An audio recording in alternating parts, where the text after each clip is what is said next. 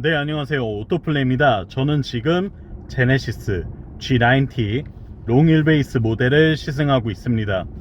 현대자동차가 내놓은 럭셔리 브랜드 제네시스, 그 중에서도 가장 최상위급의 모델인 플래그십 세단 G90, G90에다가 롱휠베이스 버전이에요. 차체 길이를 약 20cm 정도 더 늘리면서 더욱더 고급스럽고 더 넓은 2열 공간을 확보한 G90 롱휠베이스 모델을 시승하고 있는데요.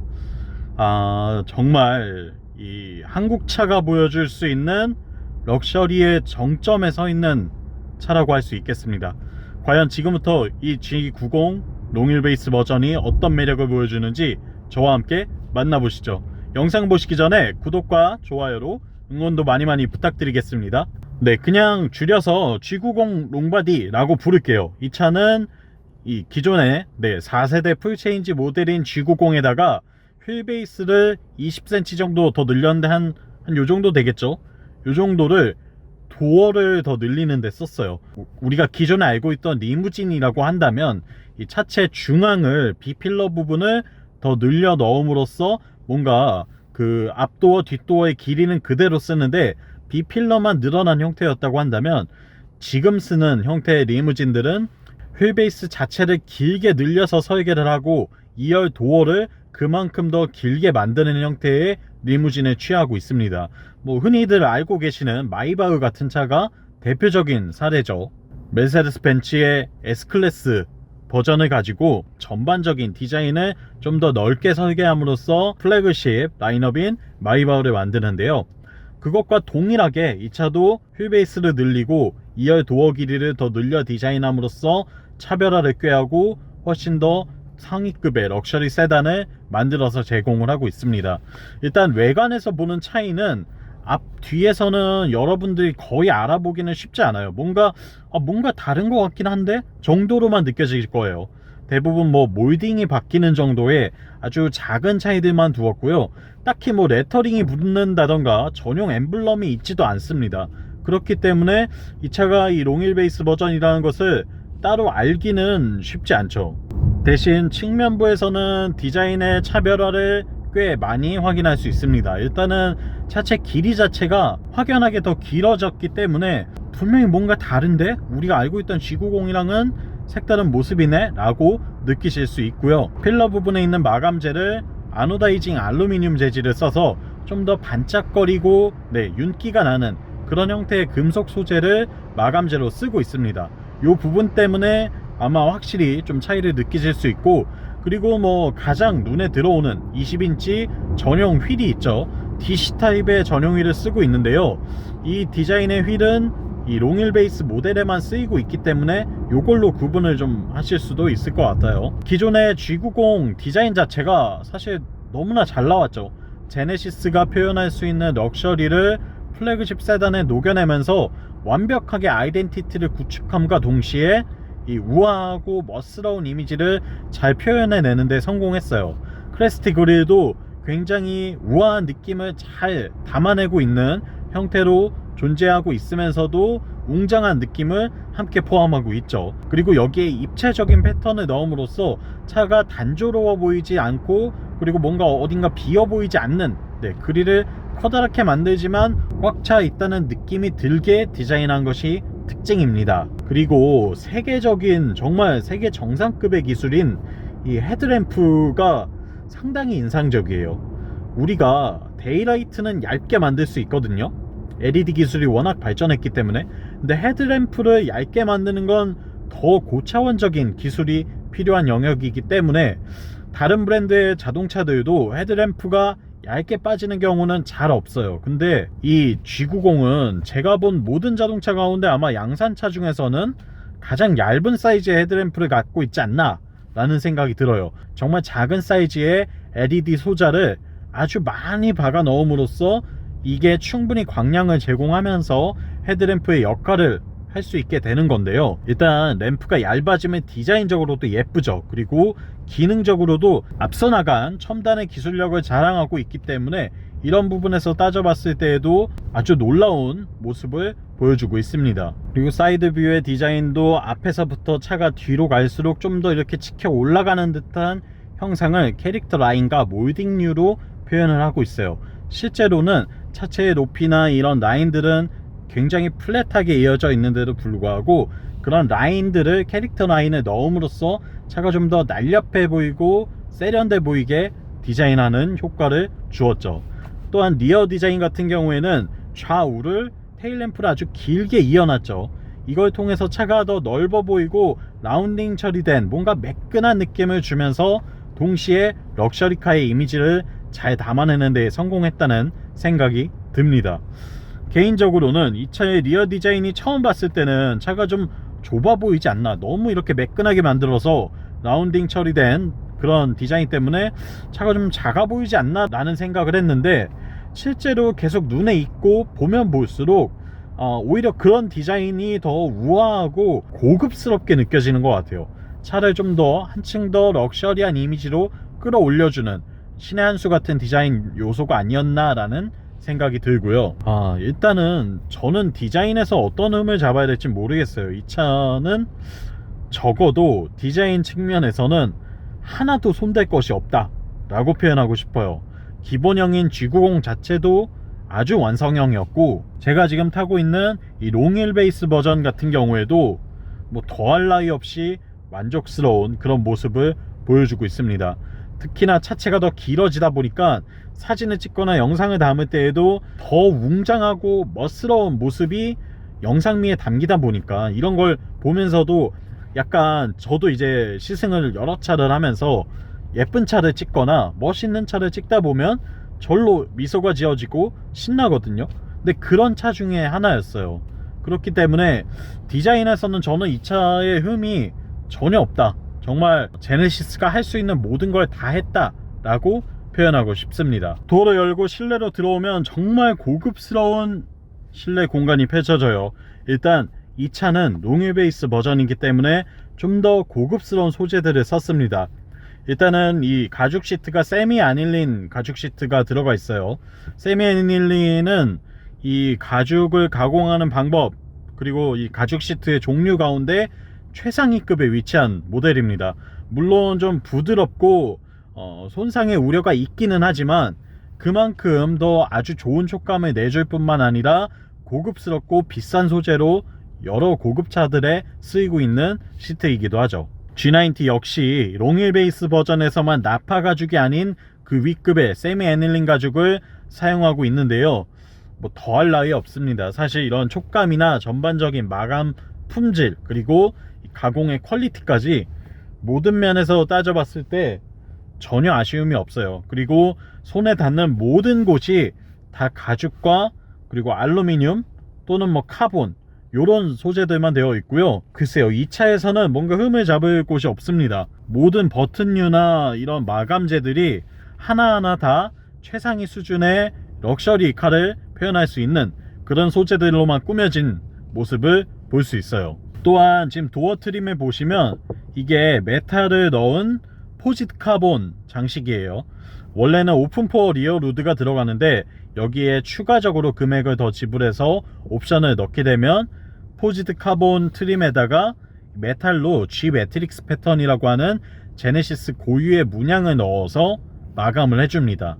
이게 우드로 마감된 차보다 확실히 더 젊고 세련된 이미지를 주면서도 고급스러움이 같이 묻어나요. 원래 우리가 우드 그레인을 빼게 되면, 오픈포어 리어 루드를 빼면 차가 좀 더 스포티해 보이는 느낌은 있지만 너무 가벼워 보인다, 이런 이미지가 더해지기 때문에 어느 정도 좀 나이대가 있는, 적어도 뭐 한 30대 이상의 40대부터는 그런 트림을 선택하는 게 약간은 망설여지기도 하는데요. 저는 이 포지트 카본 트림 같은 경우에는 전혀 그런 걱정을 하실 필요는 없을 것 같아요. 오히려 이게 우드보다 더 고급스럽게 느껴집니다. 정말 가치를 아는 분들은 이걸 선택하지 않으실까 라는 생각이 들고요. 그리고 실내 너무 조용하죠.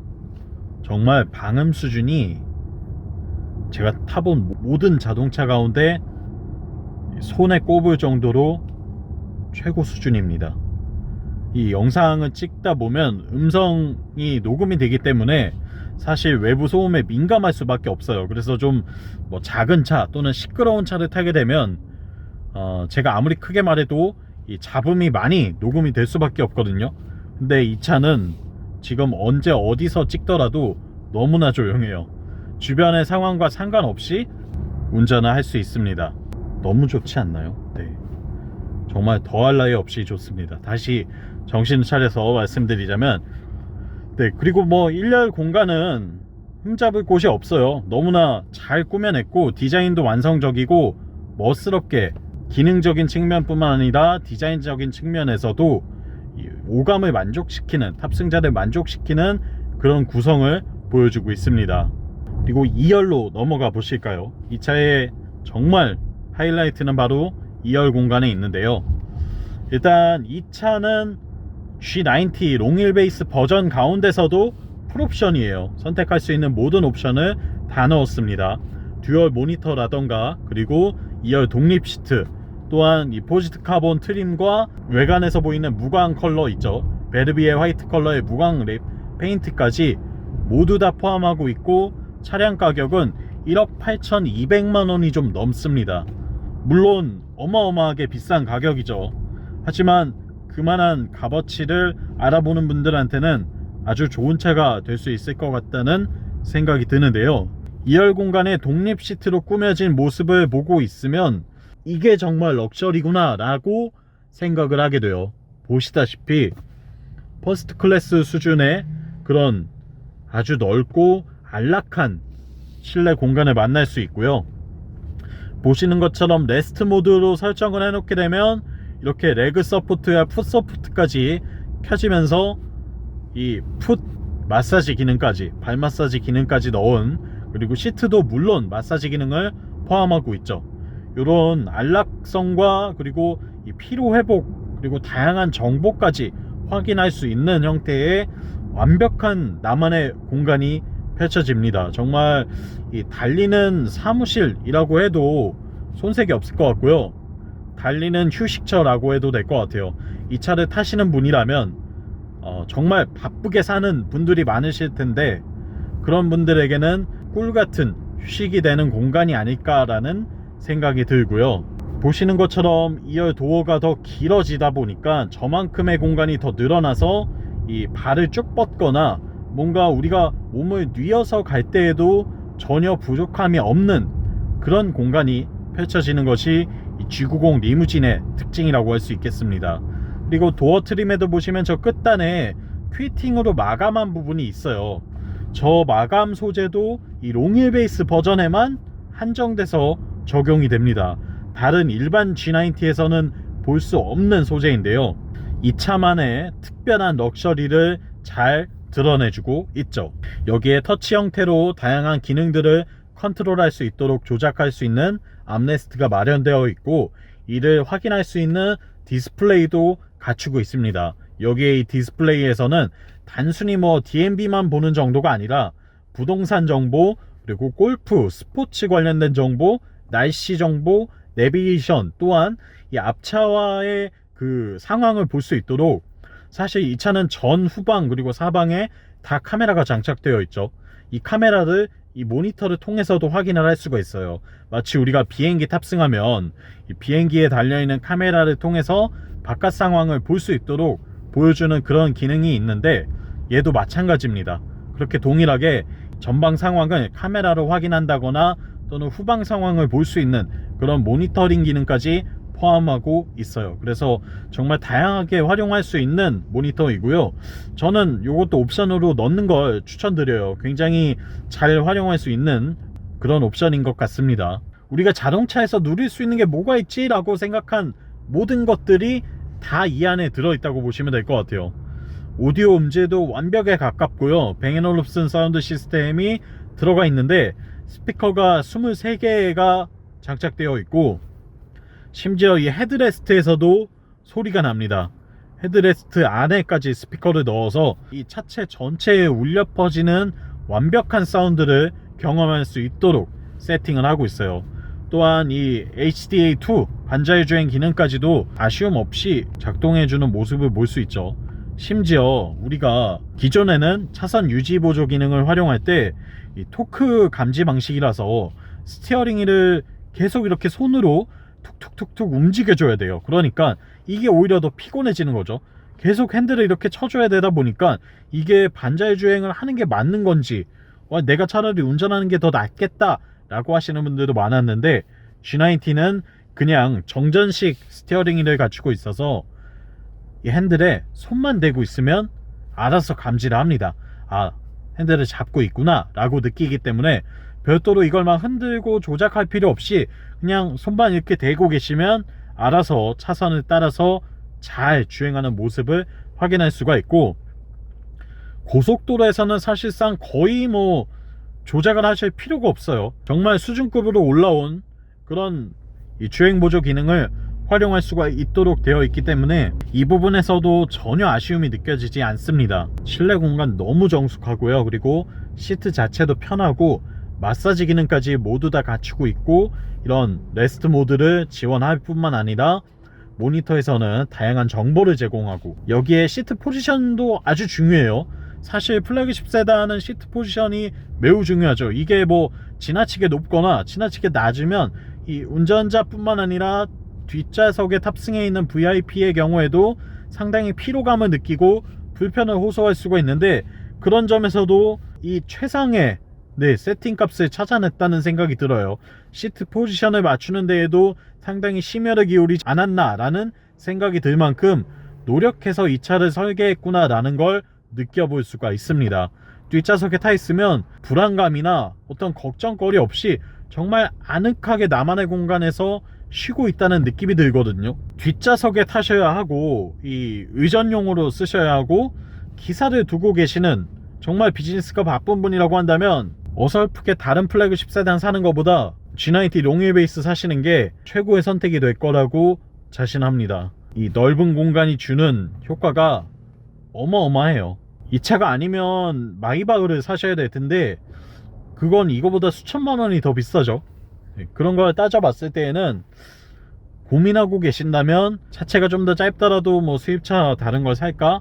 라고 생각하고 계셨다면 이건 한번 노려보시는 것도 좋을 것 같아요. 제가 전반적으로 이 차는 럭셔리카고, 제가 지난번에 G90를 한번 소개한 바 있고, 그리고 얘는 롱휠 베이스 버전이기 때문에 뒷좌석에 관해서 이야기를 좀 많이 해드렸는데요. 어쨌거나 퍼포먼스도 따져보지 않을 수 없겠죠. 이 차의 퍼포먼스를 좀 살펴보자면, 일단은 이 V6 3.5L 트윈 터보 엔진이 들어간 건 동일합니다. 하지만 여기에다가 48V 일렉트릭 슈퍼차저 시스템을 넣어놨어요. 이게 우리가 알고 있는 마일드 하이브리드 시스템이라고 생각하면 되는데요.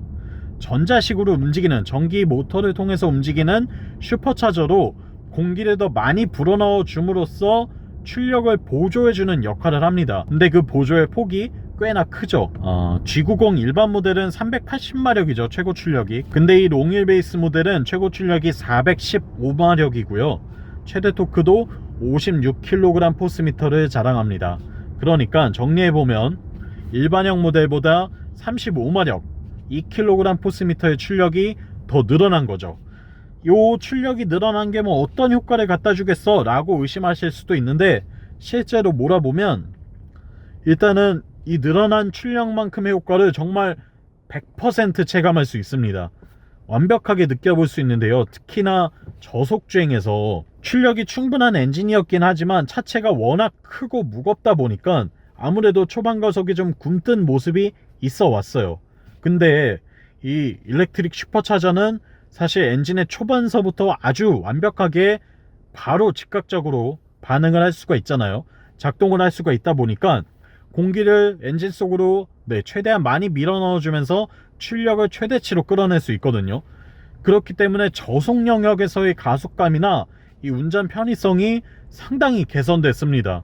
저는 이 차가 롱휠 베이스라서 더 길고 더 무겁고 더 커졌음에도 불구하고 오히려 더 가벼운 차를 모는 것 같은 그런 느낌을 받고 있어요. 차체가 더 가뿐하게 움직인다는 인상을 주기 때문에 운전하는 데 있어서 피로도나 어떤 아쉬움이 전혀 느껴지지 않고요. 아주 가볍게 몰고 다닐 수 있는 이 편안한 그냥 일반 중형 세단 정도를 타는 것 같은 그런 느낌이 듭니다. 확실히 초반부터 출력과 토크를 보조해 주다 보니까 이런 측면에서는 이 마일드 하이브리드 시스템이 정말 신의 한 수가 아니었나. 48V 전장 시스템이 들어간 게 아주 높은 만족도를 전해주고 있어요. 그리고 저속에서의 운전 편의성 뿐만 아니라 기본적으로 최고 출력이 올라갔죠. 최고 출력이 415마력이 되다 보니까 여기서 오는 이 풀 가속 시의 느낌도 아주 매끄럽고 좋습니다. 사실 이 차를 몰고 풀악셀을 할 일은 거의 없겠지만 그럼에도 불구하고 고속으로 밀어붙일 때 느껴지는 이 출력은 오히려 일반형 모델보다 훨씬 더 가볍고 빠르게 나간다는 느낌을 주고요. 그리고 이 출력이 아주 매끄럽게 일정하게 상승하고 있다는 느낌을 줘요. 뭔가 갑자기 빵 터져 나오는 그런 예전 과거의 과급기 엔진의 느낌이 아니라 정말 자연흡기 엔진처럼 반응하는데 그 출력의 폭이 훨씬 더 커졌다는 그런 인상을 전해주는 엔진을 느껴볼 수가 있죠. 여기에 8단 자동 변속기도 최고의 역할을 알아서 잘 수행해내고 있고요. 엔진 자체의 정숙성 확보뿐만 아니라 이런 주행감에서 오는 그런 NVH 승차감 확보에도 완벽하게 대응하고 있다는 생각이 듭니다. 또한 여기에 멀티챔버 에어 서스펜션과 프리뷰 전자제어 서스펜션을 적용을 해놨죠. 도로 여건에 따라서 에어 서스펜션의 감쇄력을 이 정도별로 다르게 조절할 수 있는 하체를 가지고 있는데요. 일단은 승차감 측면에서는 정말 세계 1등이라고 해도 될 것 같습니다. 특히나 과속 방지턱을 넘어갈 때 이 차보다 부드럽게 대응이 되는 차가 과연 있을까라는 생각이 들 만큼 완벽한 승차감을 보여주고 있고요. 기본적으로 아주 부드러운 세팅이에요. 주행 성능보다는 승차감에 훨씬 더 집중한 세팅인데 그럼에도 불구하고 고속주행 시에는 웬만큼의 주행 안정성은 충분히 확보를 하고 있습니다. 다만 운전이 즐겁지는 않죠. 운전 자체를 막 스포티하게 즐길 수 있도록 즐겁도록 만든 차는 아니기 때문에 그런 점에서는 좀 아쉬움이 있지만 적어도 안락하게 이 탑승자를 모시고 목적지까지 도달하는 데 있어서 불편함이 느껴지지 않도록 하는 데에는 최고의 역할을 하고 있다고 말씀드릴 수 있을 것 같아요. 하체 세팅도 정말 박수를 보내고 싶습니다. 드디어 한국차가 이 정도 수준까지 왔구나 라고 놀라운 마음이 생길 만큼 만족도가 높습니다. 사실 예전에 플래그십 세단들은 국산차들은 좀 아쉬움이 있었어요. 그리고 이 수입차와 비교를 하면 어쩔 수 없이 좀 격차가 벌어질 수밖에 없었죠. 그런데 지금 이 G90 같은 경우에는 현대자동차 그룹이 2차급의 차를 만들기 시작한 지 벌써 4세대가 되었잖아요. 90년대 후반에 나온 에쿠스부터 시작해서 EQ900, G90 이렇게 총 4세대의 모델을 거쳐오는 동안 드디어 세계 정상급의 차를 만들었다는 생각이 듭니다. 이제는 이 플래그십 세단 라인업에서도 한국차를 좀 자신있게 소개할 수 있는 그런 세상이 온 것 같습니다. 그런 점에서는 정말 박수를 쳐주고 싶고 이런 좋은 차를 만들어 온 노하우를 계속 더 축적해서 앞으로도 지금의 이 자리를 유지할 수 있었으면 좋겠네요. 그리고 연비 같은 경우에는 제가 이 차를 타고 다양한 조건에서 한 500km 정도를 주행을 했는데 평균 연비는 9.4km를 기록하고 있습니다. 일반유를 기준으로 하고 있고요. 이 정도 연비라면 이 차를 몰고 다니는 데 있어서는 전혀 아쉬움 없는 수준의 아주 만족스러운 연비인 것 같아요. 연비마저도 사실 이 48V 일렉트릭 슈퍼차저의 도움을 꽤나 받았다고 할 수 있겠죠. 그런 점에서 박수를 쳐주고 싶네요. 아마 이 차를 구매하시는 분들은 굉장히 한정적일 거예요. 일반 G90보다도 말도 안 되게 비싼 가격을 갖고 있습니다. 수천만 원을 더 줘야 되는데 고작 한 뼘 늘어난다고 라고 생각하실 수 있어요. 하지만 이 차는 뭔가 가성비를 따지는 차라기보다 정말로 단 1%의 하이클래스를 위한 그런 모델인 만큼 상징적인 의미가 필요하다고 생각하고요. 그런 점에서 봤을 때에는 가격적인 측면에서도 전혀 아쉬움 없는 구성이라고 할 수 있을 것 같습니다. 적어도 이 차를 그만한 돈 주고 살 값어치가 있나요?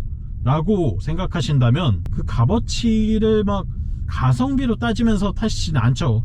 그렇기 때문에 전혀 아쉬움 없이 만족하면서 탈 수 있는 지불하셔도 충분한 수준의 차라고 말씀드리고 싶고요. 너무나 좋습니다. 단점을 꼽으라고 한다면 단점, 일단 차가 너무 길어서 주차하기 좀 불편해요. 일반적인 주차 자리에 넣기에는 사실 좀 어려움이 있습니다. 그러니까 주차 공간이 넓은데 사시는 분들에게 좋을 것 같고요. 단점이 또 있을까요? 과연? 네, 요 부분 지금 이 클러스터 양쪽으로 이 트렁크 오픈 버튼과 그리고 계기판 밝기 조절 버튼이 있는데요. 이게 사실 여기 왜 있는지 모르겠어요. 이거는 뭔가 다른 의미가 있을 것 같은데 여기를 다른 버튼이나 다른 기능으로 쓰지 않을까 라고 예상이 되는데, 지금은 이 버튼들이 여기 왜 있는지는 모르겠습니다. 딱히 편하지도 않고 일단 시야에서 들어오지도 않아요. 스티어링 휠이 딱 가리고 있는 위치이기 때문에 여기에 무슨 버튼이 있는지도 아마 모른 채 타시는 분들도 많이 계실 거예요. 요 정도? 네, 정말 뭐 어떻게 보면 시덥지 않은 단점들인데 이 정도를 제외하면 이 차는 완벽에 가깝습니다. 정말 네, 만족스러운 차였고요. 지금까지 오토플레이였습니다. 영상 유익하셨다면 구독과 좋아요로 응원도 많이 부탁드리고요. 전 다음 편에 또 재미있는 시승기로 돌아오겠습니다. 다음 시간에 또 만나요. 안녕.